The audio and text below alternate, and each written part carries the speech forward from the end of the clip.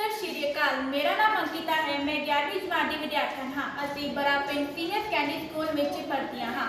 ਅੱਜ ਅਸੀਂ ਵੀਡੀਓ ਬਣਾਉਣ ਜਾ ਰਹੇ ਹਾਂ ਜਿਸ ਵੀਡੀਓ ਦਾ ਨਾਮ ਹੈ homemade remedy for cough cold and fever. ਜਿਵੇਂ ਕਿ ਤੁਹਾਨੂੰ ਪਤਾ ਹੀ ਹੈ ਕਿ ਸਰਦੀਆਂ ਦਾ ਮੌਸਮ ਸ਼ੁਰੂ ਹੋਣ ਜਾ ਰਿਹਾ ਹੈ ਤੇ ਸਰਦੀਆਂ ਵਿੱਚ ਸਾਨੂੰ ਬਹੁਤ ਸਾਰੀ ਬਿਮਾਰੀਆਂ ਲੱਗਦੀਆਂ ਹਨ।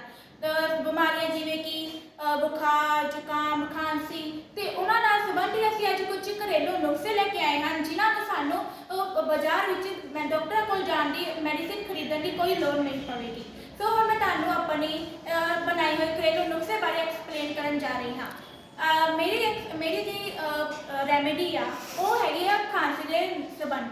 ਸੋ ਸਭ ਤੋਂ ਪਹਿਲਾਂ ਆਪਾਂ ਅਜਵਾਇਣ ਲਵਾਂਗੇ, ਚਾਹ ਪੱਤੀ ਲਵਾਂਗੇ, ਸੌਂਫ ਲਵਾਂਗੇ ਤੇ 2 ਕੱਪ ਗਲਾਸ ਦੇ ਪਾਣੀ ਲਵਾਂਗੇ। 2 ਕੱਪ ਗਲਾਸ ਦੇ ਪਾਣੀ ਵਿੱਚ ਇਹਨਾਂ ਤਿੰਨਾਂ ਚੀਜ਼ਾਂ ਨੂੰ ਮਿਲਾ ਦੇਵਾਂਗੇ ਔਰ ਤੱਕ ਬੋਇਲ ਕਰਾਂਗੇ ਜਦੋਂ ਤੱਕ ਇਸ ਪਾਣੀ ਗਲਾਸ ਦੇ ਅੱਧੇ ਤੋਂ ਅੱਧੇ ਤੱਕ ਨਹੀਂ ਰਹਿ ਜਾਂਦਾ। ਫਿਰ ਉਸ ਤੋਂ ਬਾਅਦ ਅਸੀਂ ਗਰਮ ਪਾਣੀ ਨੂੰ ਛਾਣਾਂਗੇ, ਗਲਾਸ ਵਿੱਚ ਪਾਵਾਂਗੇ। ਉਸ ਤੋਂ ਬਾਅਦ ਫਿਰ ਅਸੀਂ ਇਸ ਦੇ ਵਿੱਚ ਹਨੀ ਪਾਵਾਂਗੇ ਤੇ ਉਸ ਤੋਂ ਬਾਅਦ ਫਿਰ ਅਸੀਂ ਇਹਨੂੰ ਕੋਸੇ ਹੋਣ ਤੋਂ ਬਾਅਦ ਅਸੀਂ ਇਹਨੂੰ ਪੀਵਾਂਗੇ। ਇਹ ਸਾਡੀ ਖਾਂਸੀ ਨੂੰ ਠੀਕ ਕਰਦਾ ਹੈ ਤੇ ਸਾਨੂੰ ਸਾਡੇ ਜਿਹੜੇ ਗਲੇ ਨੂੰ ਉਹਨੂੰ ਰਾਹਤ ਮਿਲਦੀ ਹੈ।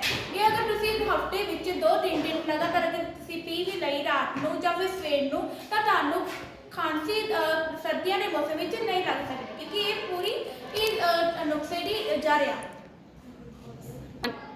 ਹੁਣ ਤੁਹਾਡੇ ਸਾਹਮਣੇ ਹੋਰ ਵੀ ਨੁਸਖੇ ਪੇਸ਼ ਕੀਤੇ ਜਾ ਰਹੇ ਹਨ।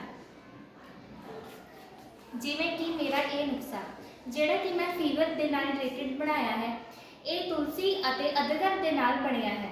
ਇਸ ਨੂੰ ਜੇਕਰ ਆਪਾਂ ਸਵੇਰੇ ਪੀਂਦੇ ਹਾਂ ਤਾਂ ਸਾਨੂੰ ਕਦੇ ਵੀ ਫੀਵਰ ਨਹੀਂ ਹੋ ਸਕਦਾ ਜਿਹੜਾ ਕਿ ਆਮ ਸਰਦੀਆਂ ਦੇ ਵਿੱਚ ਹੋ ਜਾਂਦਾ ਹੈ, ਹਰ ਕਿਸੇ ਨੂੰ ਹੁੰਦਾ ਹੈ। ਇਸ ਬਣਾਉਣਾ ਬਹੁਤ ਹੀ ਜ਼ਿਆਦਾ ਸੌਖਾ ਹੈ। ਇਸ ਨੂੰ ਇਹ ਘਰ ਦੀਆਂ ਮਾਮੂਲੀ ਚੀਜ਼ਾਂ ਦੇ ਨਾਲ ਬਣਿਆ ਹੈ ਜਿਵੇਂ ਕਿ ਤੁਲਸੀ ਅਤੇ ਅਦਰਕ। ਹੁਣ ਤੁਹਾਨੂੰ ਅਸੀਂ ਆਪਣੀ ਇੱਕ ਹੋਰ ਨੁਸਖੇ ਬਾਰੇ ਦੱਸਣ ਜਾ ਰਹੇ ਹਾਂ ਜਿਸ ਦੇ ਨਾਲ ਇਮਿਊਨਿਟੀ ਦੀ ਸਿਹਤ ਹੈ। ਜਿਵੇਂ ਕਿ ਅਸੀਂ ਹੁਣ ਗਲੋਈ ਹੁੰਦੀ ਹੈ, ਗਲੋਈ ਨੂੰ ਅਸੀਂ ਪਾਣੀ ਵਿੱਚ ਬੋਲਾਂਗੇ ਔਰ ਤੱਕ ਬੋਲਾਂਗੇ ਜਦੋਂ ਤੱਕ ਪਾਣੀ ਦਾ ਅੱਧੇ ਤੋਂ ਅੱਧਾ ਗਲਾਸ ਨਹੀਂ ਰਹਿ ਜਾਂਦਾ। ਜੋ ਇਸ ਤਰ੍ਹਾਂ ਦੀਆਂ ਹੋਰ ਵੀ ਸਾਨੂੰ ਬਿਮਾਰੀਆਂ ਲੱਗਦੀਆਂ ਹਨ ਤੇ ਅਸੀਂ ਉਹਨਾਂ ਦਾ ਘਰੇਲੂ ਇਲਾਜ ਕਰ ਸਕਦੇ ਹਾਂ।